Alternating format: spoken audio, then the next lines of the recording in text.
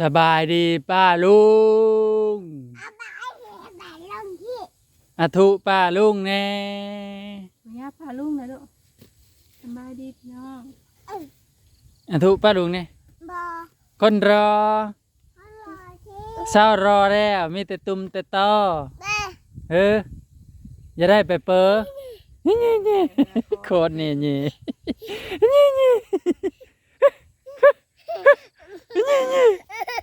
อย่าไปสิเหรอฮะเป็นหยอดไข่เบ็ดขี่แล้วมาไข่มาเจ็บปากเจ็บคอ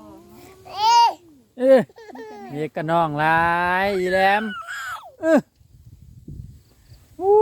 ยจะแม่นสาเด้ก็ดีผู้ไอ้กันเกี่ยวข้าวอยู่ผู้ลองดูไอ้กันเอ้ยไอ้กันอย่าดมก้นมันนะมันขี่อยู่มันเช้าไอ้กันเอ้ยผู้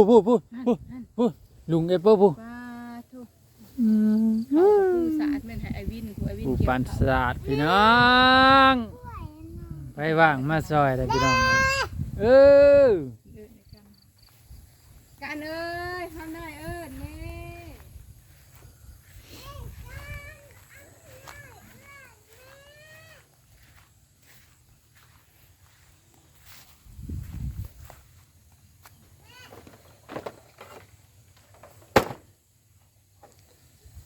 ลงมือวันแรกพี่น้องเอ้ย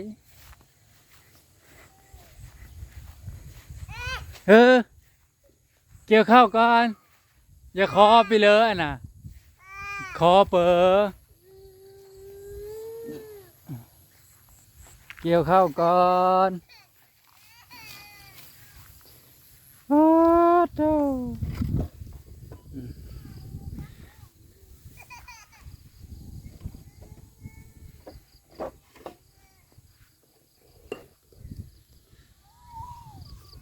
ซ้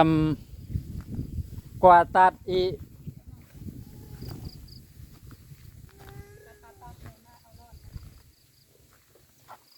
เกี่ยวหิบเกี่ยวบ่ได้เขาเฮียนออกมาเกี่ยวเขาแล้วบ่ได้เขาเฮียนพาออกมาเกี่ยวเขาบ่นี่พี่น้องเลย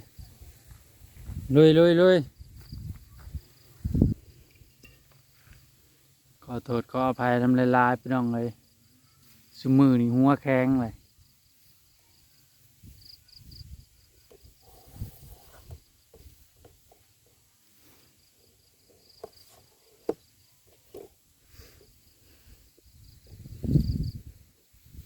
ถ้าแต่ให้บอกซุมือนี่ ขอโทษขออภัยหลายๆพี่น้องมาพี่น้องเกี่ยวเข่าร่มมันนี่มันเมื่อยยืนท่าเลยมันนอนท่าได้บาด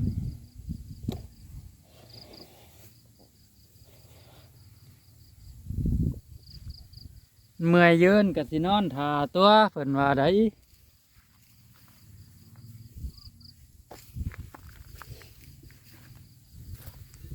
สบายดีพี่น้องได้แห้งเนาะหลังจากเศร้าแต่ไข่เนาะได้แห้งได้ก็ลุยเลยพี่น้องเลยมาเกี่ยวเขาเลยเขามันเมื่อยยืนท่าอะไรเขาก็ได้มันจะนอนท่า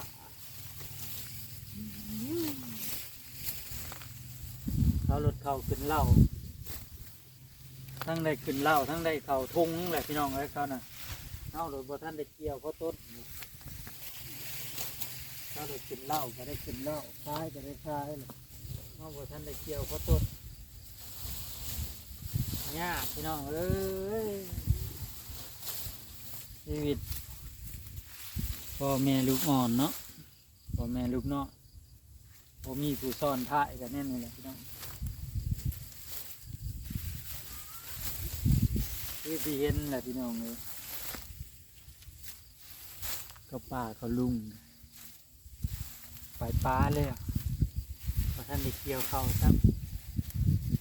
ไปสู่งานแล้ว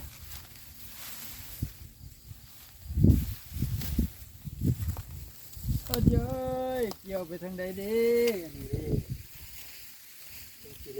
แล้วอยู่พอดีแล้วให้อยู่พอดีมือแรกแหกมานบรรยากาศดีๆพี่น้องลมเย็นจ้อยๆเลย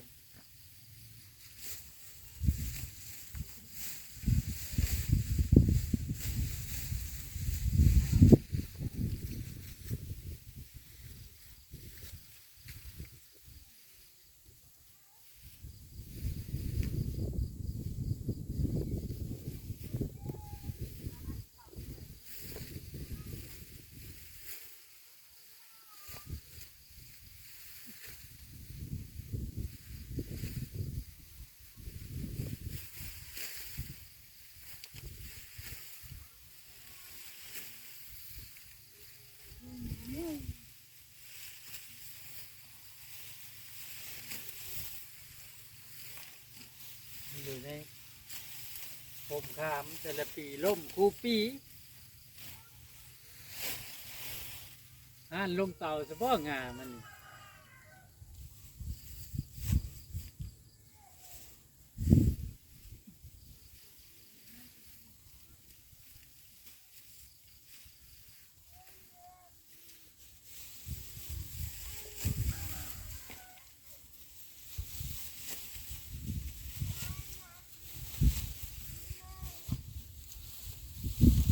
สีแห้งกระเต็กฝนดี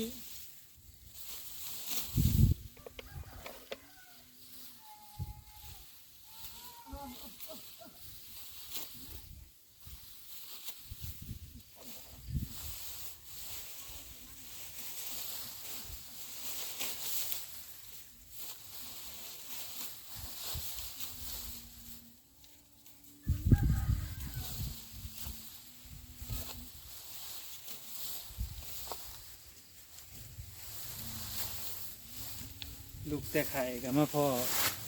เขาล่มรถนะพี่น้อง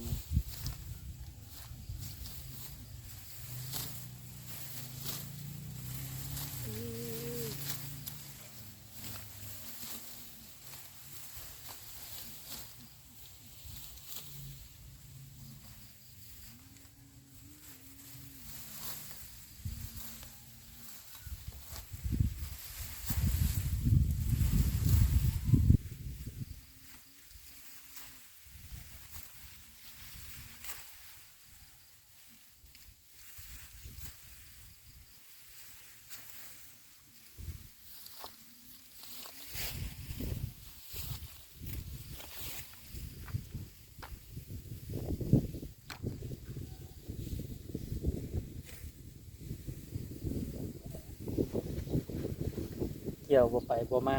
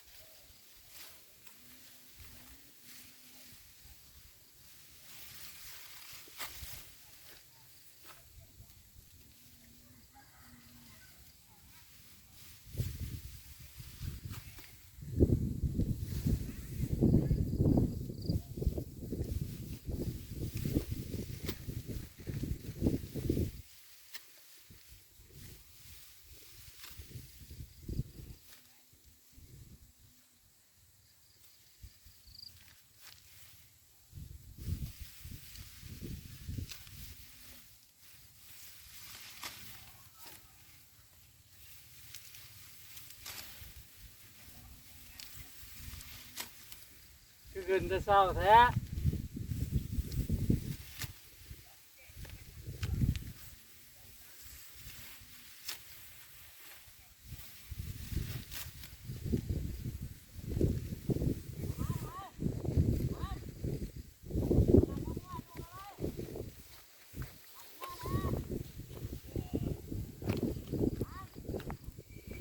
โอ้